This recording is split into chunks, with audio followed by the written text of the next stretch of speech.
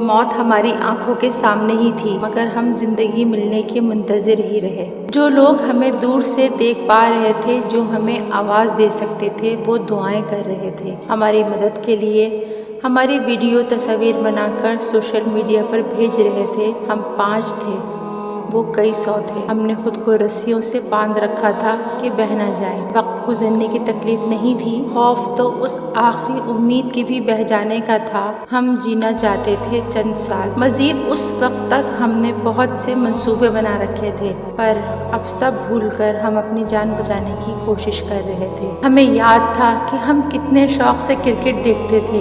एक बार स्टेडियम भीगा तो हेलीकॉप्टर चंद मिनटों में पहुंचकर सुखाने लगा।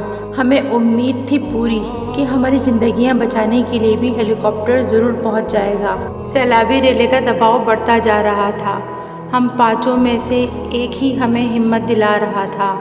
हम हार रहे थे, पानी हमें धकेल रहा था।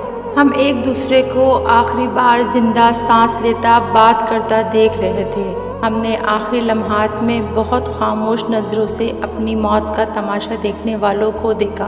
हमारी मौत की वीडियो बनने लगी। हम रेले के दबाव में बहने लगे। कैमरा जूम हुआ, हम 5 बिखर गए। सिर्फ एक था जो हमें मौत से लड़ने का सबक देता रहा था।